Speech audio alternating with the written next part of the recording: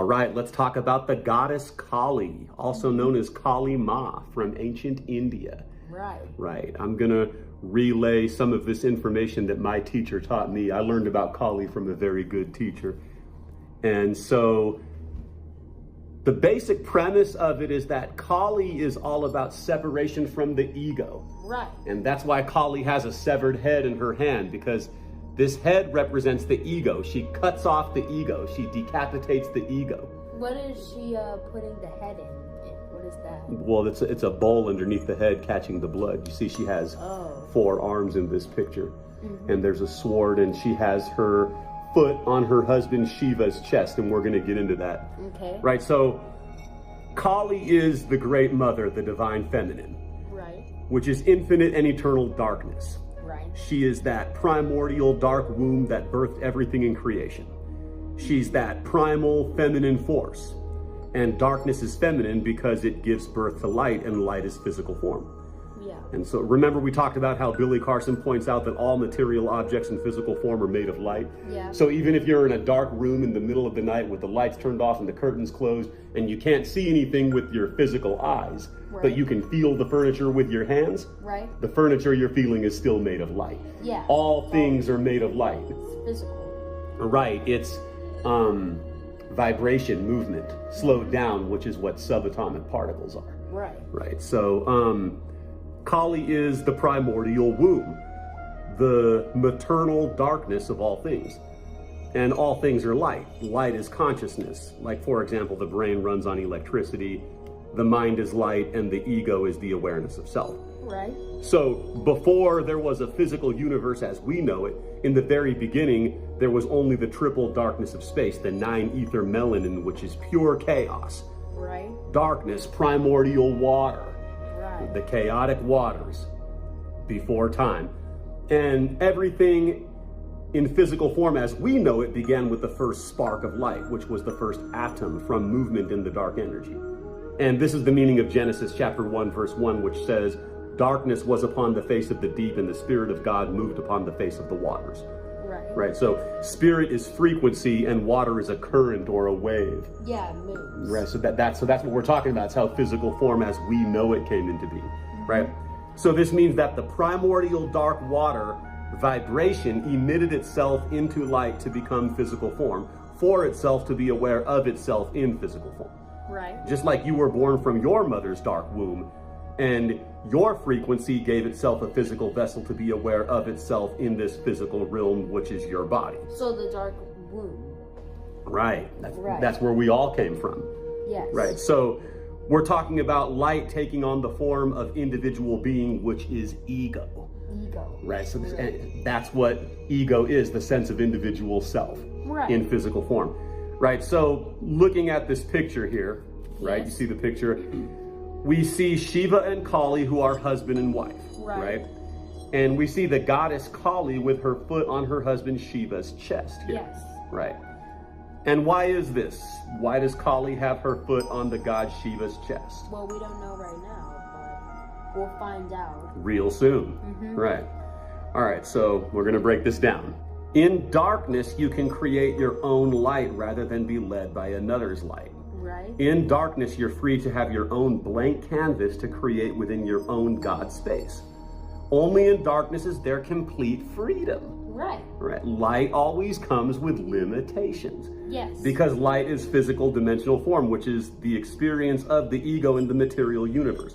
Light is information because things come into formation via light. Right. In formation.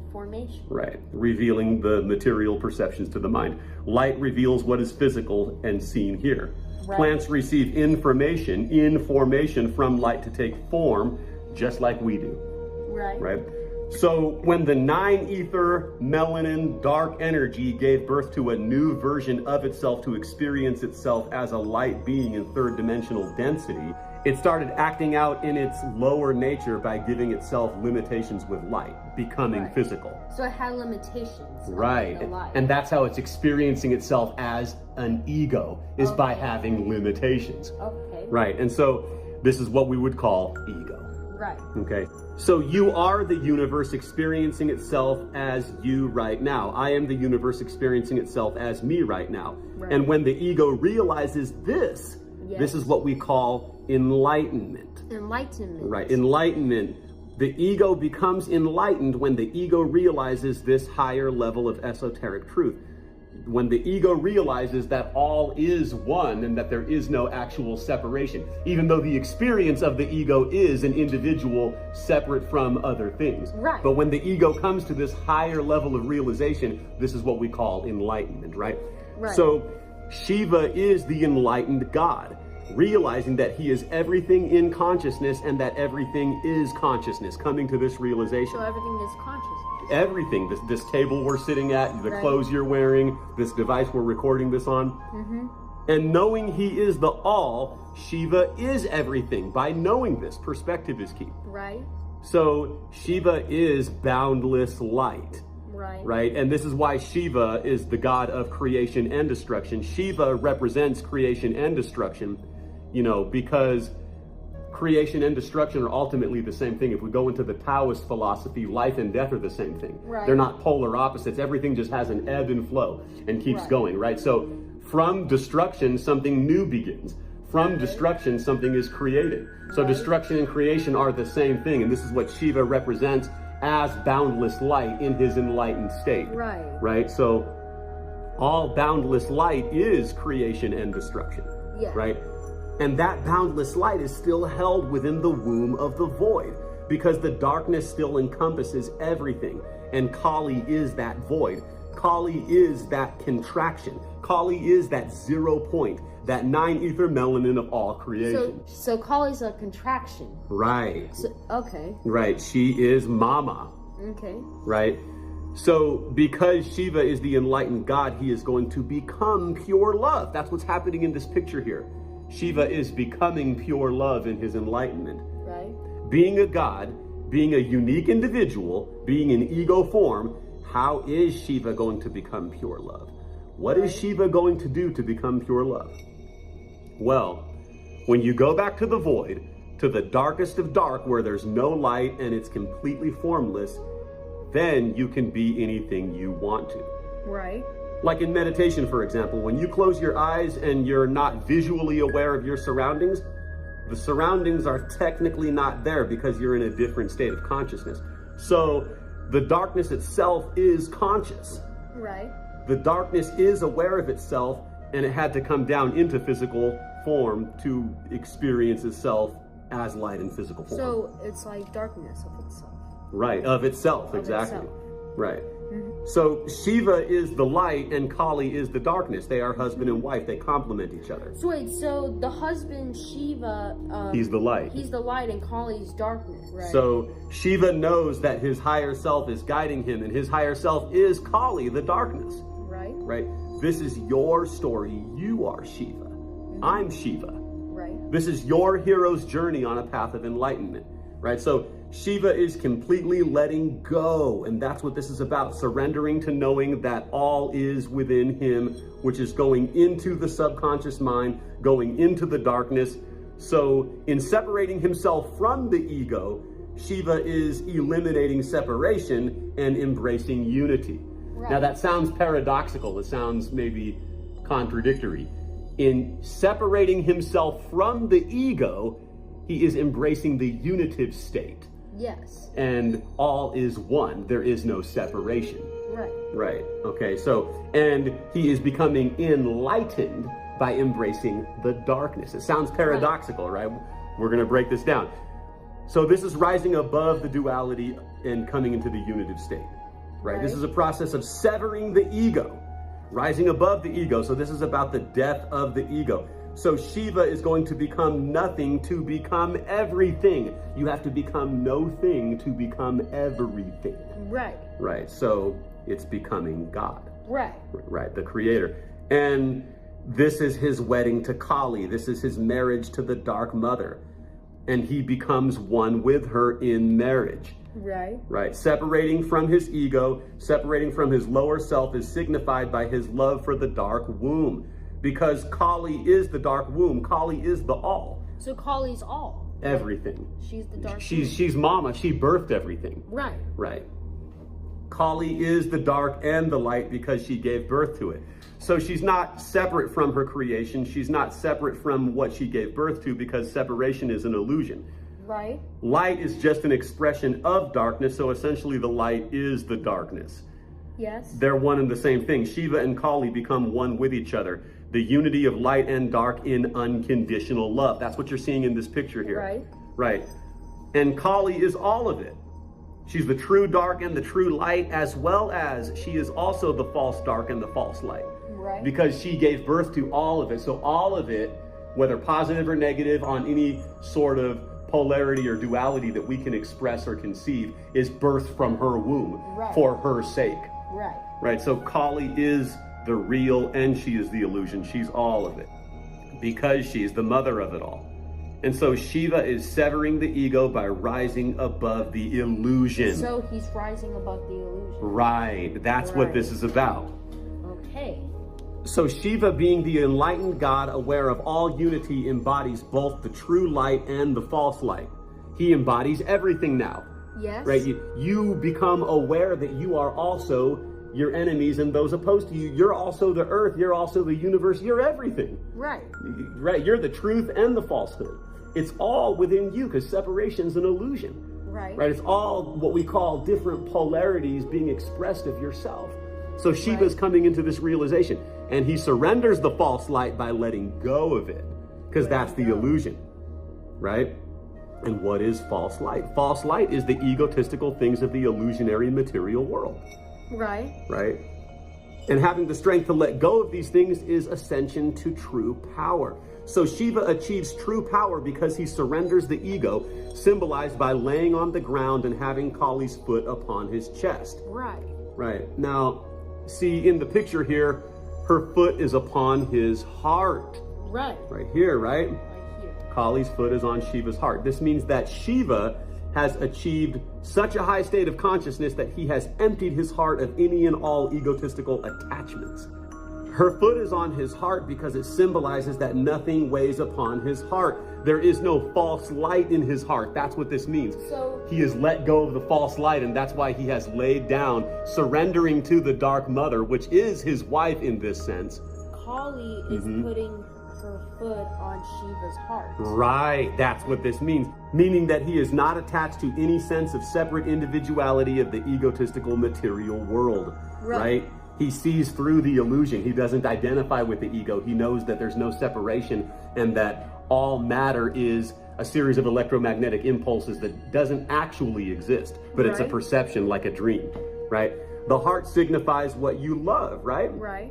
So he loves his own higher self who is her. Right. Thus he becomes one with her by surrendering his heart to her. And this is why her foot is on his heart, because he gives his heart to her. This is how he loves her. And she is his higher self. Right. He doesn't have anything of the lower earthly realm weighing on his heart. He has released all of that in no longer identifying with the ego, but rather identifying with the all, which is her. She's the all because she birthed everything. Right. And this marriage to her is the greatest love of all, like Whitney Houston, the greatest love of all. And this is why Kali is often depicted holding a severed head, because it symbolizes severing the head of the ego. Right? Right. That's the dead head of the ego she's holding. So that's what she's holding. Right there, right. And that's the ego's blood dripping into the bowl. Yeah. Right. So that sense of individual pride or separation has been cut off because it is an elevation to a higher level of consciousness. Right. Now, you might recall when we studied the ancient Egyptian Book of the Dead, remember that? Yeah. Also known as the Kemetic Book of Coming Forth by Day. We did a video on that. Right. Right, we did 2 videos on it actually. Now, remember we read the 42 negative confessions in it? Right. And in the 42 negative confessions of the Egyptian Book of the Dead, what are some of the things it says? Remember, you read it in the video we did. Right. I have not stolen. I have not committed murder. I have not assaulted anyone. I have not committed adultery. I have not lied. I have not attacked any man, etc. Yeah. And the 42 negative confessions of the Egyptian Book of the Dead is where the 10 Commandments of the Bible is borrowed from, actually. So this is the origin of it. So there's 42 of them, negative. Right. We did a video on it. And so what is the meaning behind this? What is the meaning behind these 42 negative confessions in the Egyptian Book of the Dead? Why is Ani saying that he's never done any of these things? It's because in death, he is acknowledging that the ego may have done these things, but his soul has not done any of these things. So in death, he is acknowledging that the earthly life he lived is only an illusion that his soul experienced. Right. Right.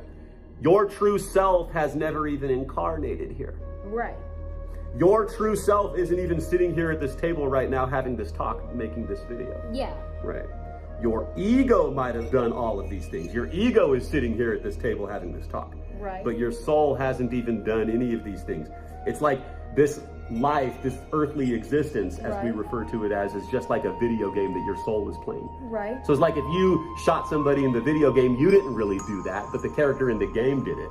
Yeah. Right. And that's why this earthly life is... And that's why this earthly life should be taken very lightly. It's not to be taken serious because it's an illusion. It isn't actually happening. Right. It's a dream your soul is having. Your true self hasn't even done any of these things that your ego has done. Your soul is innocent. Your soul is not blamable. It's only the ego that's done these things. The key here is perspective, that you are not the ego. Right. It's the angle of how you look at it.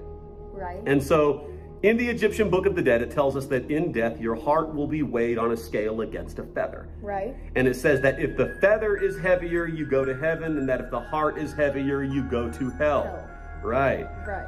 So in order to go to heaven, your heart has to be lighter than a feather. Right. This means that nothing can weigh on your heart. Right. In order to ascend. Right. We learned about this in school, like in social studies. The Egyptian Book of the Dead. See? And that's, I told you, Gnosticism is everywhere, even in the school you go to. Right? So this means that to ascend, you have to be willing to let go of any attachments that are important to the ego. Right? So you can't be attached to any of these things. You can't take any of these things with you, because if you remain attached, then you didn't see through the illusion. Right. If you identify with the ego and you believe that all of this is real and you take it seriously, you know, then that means that unfortunately you didn't see through the illusion. Right. Right. So you have to be able to let go. That's what this is about, right? Right. So nothing can weigh on your heart. The feather has to be heavier. Right. If your heart is heavier than the feather, that means you're attached to all of these things, and all kinds of false light is weighing on your heart. Right? Right. So we're talking about being able to let go. So Shiva's heart is lighter than the feather on the scale in the Egyptian Book of the Dead. Right. He has released anything weighing on his heart that he's attached to by surrendering to the all, which is the dark mother that birthed everything. Right. One is not truly living when they are clinging on to attachments. One is not truly living when the ego is in the driver's seat. It's only when you learn to let go that you truly live. Right. Right? And so this is why Kali has her foot on his heart, meaning that any false light has been defeated. Right. Right? Nothing weighs upon it. It has been subdued to where the ego has now been severed. Right. You see? That's why there's a head right there. Right, and that's from another story about a demon that Kali killed that kept on reproducing itself every time it bled. Right, that she's draining the blood into the bowl, meaning that it can no longer reproduce itself. This symbolizes getting off the wheel of 84. Right, because if you die in a state of attachment and identifying with the ego, what's going to happen? You're not going to be returned to pure love. No. You're going to come right back here to do this all over again. So she ends, by severing the ego, she ends the cycle of reincarnation. Buddha says reincarnation is hell, but you got to keep on doing it until you can finally get the hell out of here, right? So Kali teaches us to let go of the ego. Kali severs the head of the ego. Death is change and transformation, and Kali is death. Right. True unconditional love is change and transformation. True unconditional love is death. Right. Death is actually the purest form of love there is. Death is the greatest love of all. Right. This is what you're seeing here in this depiction here. To be able to let go of attachments is the greatest love there is. Kali is the greatest love there is, right? So she's the greatest love. The greatest love of all. Remember we talked about the ancient Upanishads? Yeah. And the Upanishads tell us, of ancient India, the Upanishads tell us in the beginning there was death. Right. Before there was anything else. Right? Before there was ever a universe as we know it. Right. Change and transformation is the only reality there is. Right. Change and transformation is death. Death is the only reality there is. All there is pure love. Death is pure love, and that's all there is. Right. When you pass away, you are going to be reunited with pure love. Yes. You will know when you pass away that the wind and the birds and the bees and the leaves and the trees and the grass and the flowers loves you. Right. You've always been loved. You are unconditional love. That's what it is, right? So death is not a negative thing, not a bad thing in the way it's looked at in Western culture or Western society. No. Like, you realize how many people are trying to cling on to this and take this so seriously, taking pharmaceuticals, like just trying to prolong their stay here. They're clinging on to hell and avoiding true love. Right. You see, like this is a diseased mind state the way it's looked at in Western society. They look at death as something to stay away from, that it's bad. You know, like everything is true love to you. Everything is true love. Right. That's what you have to, that's what Shiva is realizing. Right? So we can take a deep breath and know that everything is good because everything is true love. Darkness, which is pure love, which is Kali, encompasses everything. Right. So all praise be to the great mother, the great black mother. Right. Right? Right. Right. All right, we're going to take turns doing some reading. We have 2 books, which are both on the topic of the dark divine feminine. We have Yogic Secrets of the Dark Goddess, this book right here. And we got this other book, Longing for Darkness, Tara and the Black Madonna. Right. So we're going to read from both of these books here. Let's start with this book. We'll go to this page right here. Go ahead and start reading from here, son. Go ahead. Okay, so as Jagad's Yoni, universal womb, the Devine is the mother infinite who is the origin of the whole world. Kali is a Yonija, the all-pervading mother, not born of any womb, but born of her own self. The Yoni emerges, energies form a spiraling vortex around the Shiva lingam. Within the energies of its vortex, Shiva remains the point of detachment, the still point which is immovable, whilst everything revolves around it. That's key. Shiva remains the point of detachment from the ego, ascending to a higher level of consciousness, becoming Buddha. Shiva becomes the still point which is immovable, whilst everything revolves around it. Its expansion into the universal creative Shakti takes form as Prakriti, Mother Nature, who is the womb of all material manifestation. Right. Kali is first of all the great Yoni, the womb of space, in which all beings in all worlds are held, conceived, and nourished.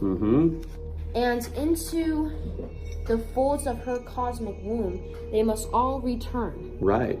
Kali is Visvagarbha. That's an Indian word. Right. One who holds the universe in her sacred womb, expanding our minds into the most distant horizon, to its farthest reaches of space beyond the galaxies. One can touch the womb of infinity, entering Kali's mystic realm. Kali is Sunya, the absolute void.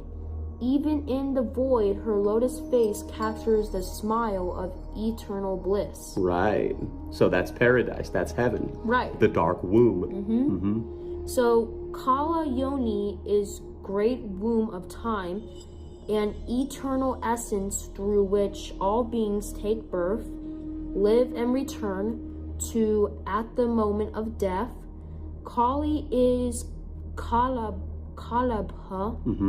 the expression of time, one whose energy, though infinite, limitless, and unrestricted, becomes limited and discriminatory.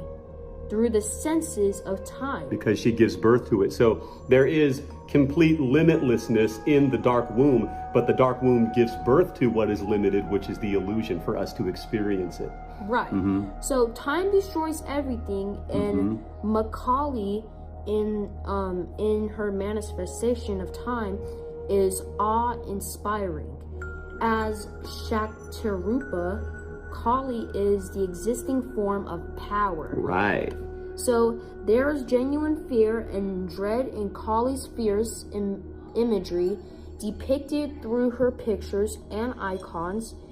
Yet, as the creatrix, initiator, and universal originator, she is reassuring in her blessings in the way of sympathy or compassion, as well as granting boons of good fortune.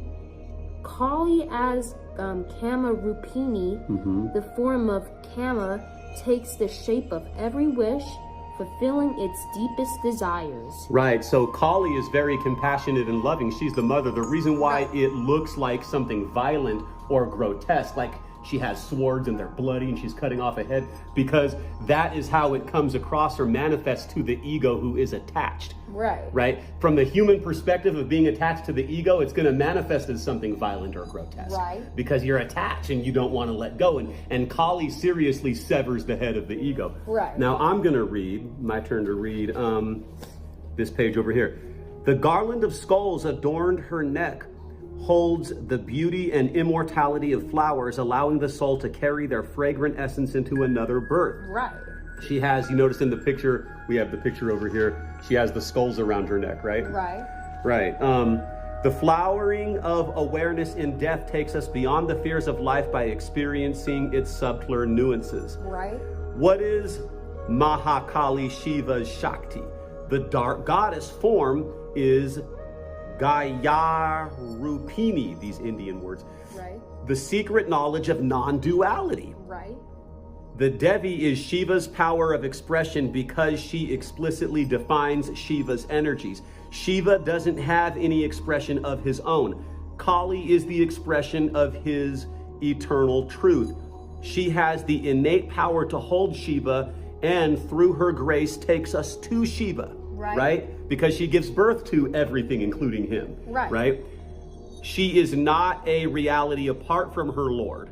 One must seek Kali in Shiva and Shiva in Kali. All right, and now we'll be reading from this book, Longing for Darkness, Tara and the Black Madonna. This book is about the dark divine feminine in general. And so you can go ahead and start reading from this page right here. Son, go ahead. So Kali sprung from Durga, Kali the death dealer and life giver, the end and beginning of time. She's the life giver because when you separate from the ego and separate from attachments, that's when you truly live. So she was a deity of such proportions as I heard only God, the Father in Christianity, described. Throughout this book, she describes growing up as a Catholic, and it's a patriarchal system in which she felt oppressed as a woman. So the fact that Kali is dark and female turned my Catholic upbringing inside out. She is naked, sky-clad, because she has stripped away illusion. So that's why she's naked in the picture. She's stripped away the illusion of the material world or the ego. So some say to her nothing is hidden. Some say she is black because black is the color in which all distinctions are dissolved. Others say she is black because she is eternal night. The Tantra of Great Liberation tells us that she is creator, protector, and destroyer, all in one. So unless one comes to know Kali, it is said that the desire for liberation is futile. So Kali is the darkness before time and the formless dark that will come again. Kala means time and she devours it. Terrible black, Kali with her long red tongue lolling out of her mouth, a necklace of skulls, earrings of children's corpse, her forearms with weapons, hair flying upright, naked, in the midst of a great ecstatic dance on Shiva. Her consort's sleeping body, or was it's his corpse? I didn't know. I didn't understand. I was shocked, most of all because I recognized these images.